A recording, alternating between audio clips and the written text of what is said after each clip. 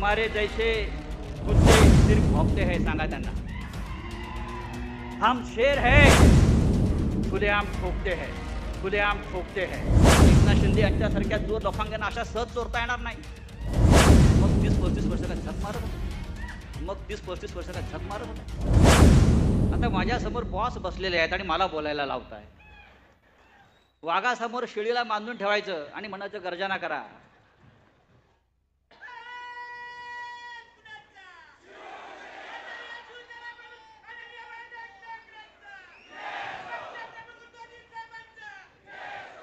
उद्धवजी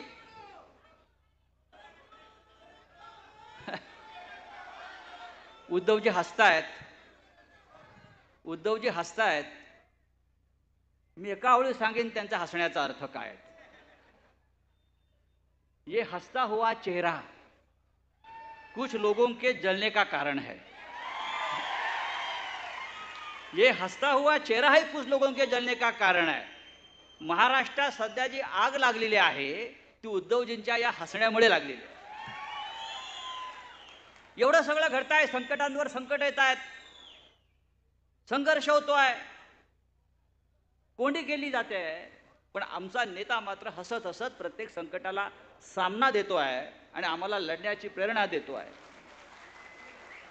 त्याच्यामुळे जी समोर जी जळफळाट सुरू आहे त्याचं कारण उद्धवजी तुमचं हसणं आहे.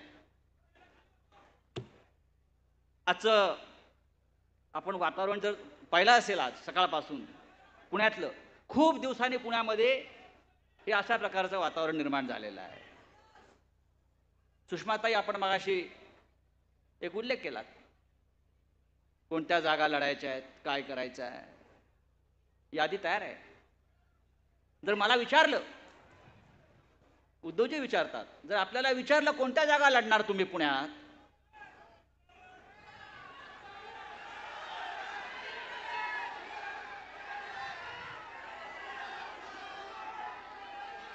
पुणे, मावळ, पुणे जिल्ह्यातली प्रत्येक जागा लढण्याची ताकद शिवसेनेमध्ये आहे.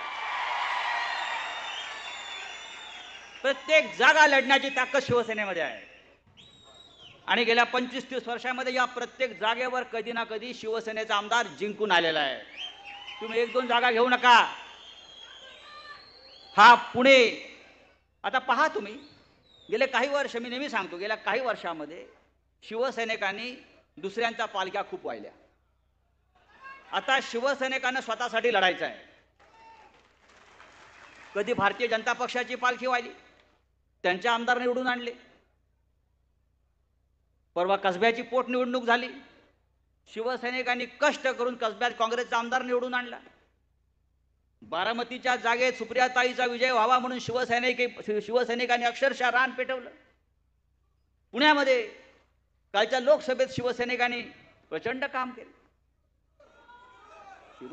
मी सांगतोय, पण आता उद्याच्या विधानसभेत शिवसैनिकांनी स्वतःकडे, आपल्याकडे पाहिलं पाहिजे. सगळे आपण महाविकास आघाडीमध्ये जरी असलो तरी आता पहिली पसंती शिवसेना आणि माननीय उद्धव ठाकरे. आणि हे आपल्याला करावं लागेल. यासाठी आजचा हा शिवसंकल्प मेळावा आहे. या शिवसंकल्प मेळाव्यातून आपल्याला काय संदेश मिळणार आहे हे माननीय उद्धवजी सांगतील. पण 2 दिवसापूर्वी माननीय उद्धवजींनी या महाराष्ट्रातल्या शिवसैनिकांना एक जो मंत्र दिलेला आहे, जो संदेश दिलेला आहे, तोच घेऊन आपल्याला पुढे जायचं आहे. एक तर तू राहशील, एक तो तू रहेगा नहीं तो मैं रहूंगा, लेकिन महाराष्ट्र में रहेगी शिवसेना ही.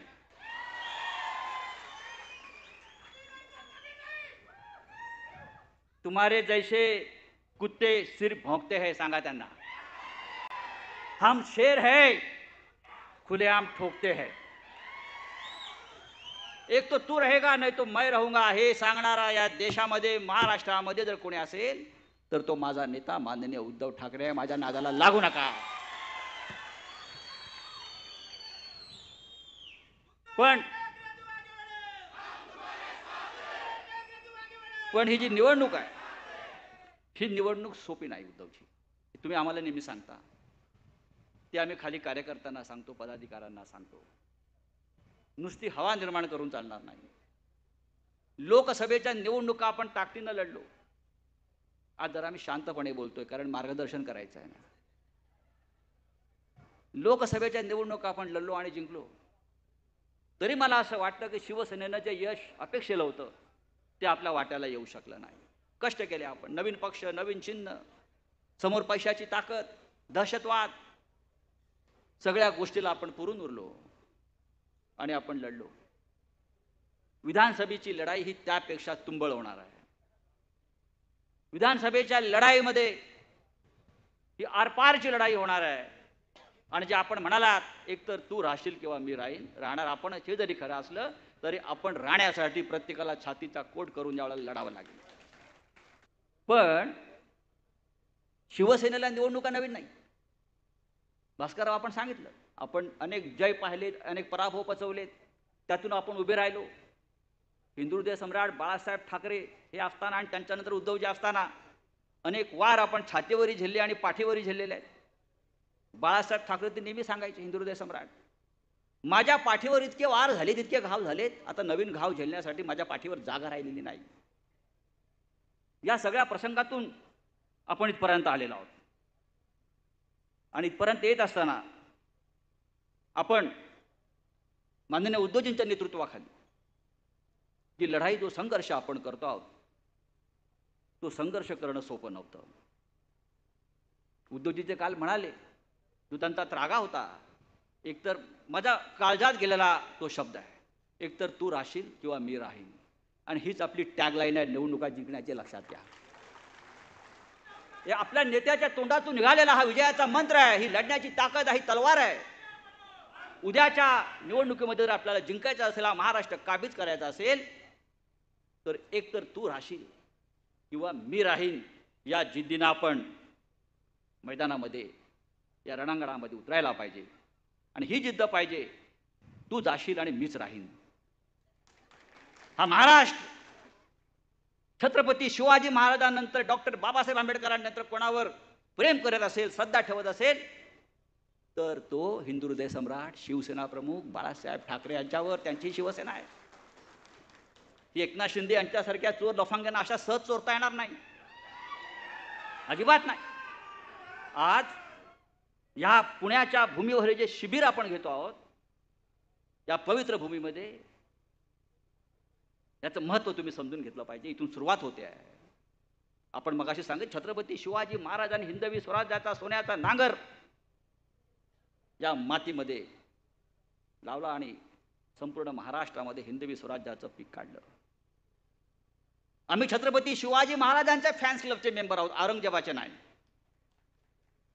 हे मी वारंवार सांगतो आणि पुन्हा सांगतो. छत्रपती शिवाजी महाराज इथे जन्माला आले, औरंगजेब गुजरातला जन्माला आलाय.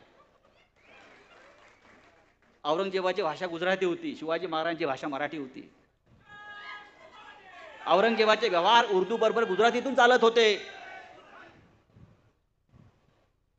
जी औरंगजेबाची वृत्ती आहे ती भारतीय जनता पक्षाची वृत्ती आहे.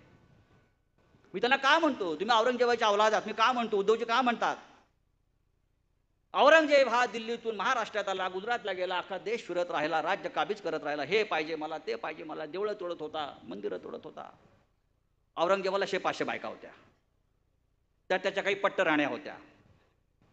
एकदा त्याला त्याच्या राणीने विचारलं, महाराज जहापना, औरंगजेबाला फावल्या वेळामध्ये टोप्या विणण्याचा छंद होता. मोदींना पण असे खूप छंद आहेत धार्मिक. तेही तपश्चर्येला बसतात. औरंगजेबी ध्यान करत होता, जपमाळ ओढत होता. आपण त्याचे फोटो पहा. आणि विणलेल्या टोप्या तो अनाथ आश्रमात वाटत होता. औरंगजेबाच्या एका राणीनं विचारलं औरंगजेबाला की जहापना, तुम्हाला नक्की काय करायचं आहे, काय मिळवायचं आहे? औरंगजेब म्हणाला त्या बेगमला त्याच्या, आता मी महाराष्ट्रावर स्वारी करणार आहे. आधी मी महाराष्ट्र काबीज करणार. महाराष्ट्र काबीज केला की मी दक्षिणेकडे जाणार. अशा तऱ्हेने मी संपूर्ण राज्य, संपूर्ण देश काबीज केला की या देशाच्या आजूबाजूचे इराण, अफगाणिस्तान वगैरे हे सुद्धा भाग ताब्यात घेणार. आणि मग मी जगाचा राजा झाला की मी शांतपणे जगायला सुरुवात करीन. राणी त्याला म्हणाली, जहापना, मग तुम्ही आत्ताच निवांतपणे का जगत नाहीत ते सगळं असताना? हा निवांतपणा तुम्हाला कधी मिळेल? औरंगजेबाच्या आयुष्यात तो निवांतपणा आला नाही आणि या महाराष्ट्रात त्याची कबर खणली गेली आणि भारतीय जनता पक्षाची कबर सुद्धा औरंगजेबाप्रमाणे या महाराष्ट्रातच खणण्याचं राष्ट्रकार्य इथे आपल्याला करावं लागणार आहे. हिंदू हृदय सम्राट सांगायचे, उद्धवजी सांगतात, नेहमी सांगत होते, किती गिळायचं आहे तुम्हाला भारतीय जनता पक्षाला? अरे तुम्ही अनेक राज्य जिंकली, देशात तुमची सत्ता आहे, तरी तुम्ही महाराष्ट्रामध्ये शिवसेनेला गिळण्याचा प्रयत्न केला, ते तुम्हाला पचणार नाही.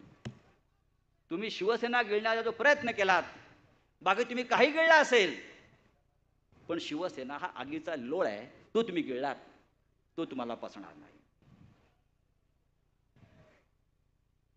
आणि आपल्याला शिवसैनिकांना, मराठी माणसाला खास करून मी सांगेन, ह्या वेळेला जागं करावं लागेल शिवसैनिकांना. ही लढाई मराठी माणसाच्या अस्मितेची आणि अस्तित्वाची आहे.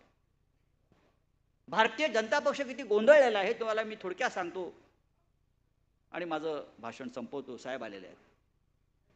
2 दिवसापूर्वी बातमी आहे, उद्धवजीने पण वाचली असेल, हिंदूंच्या एकगठ्ठा मतदानासाठी रणनीती आखणार आहेत.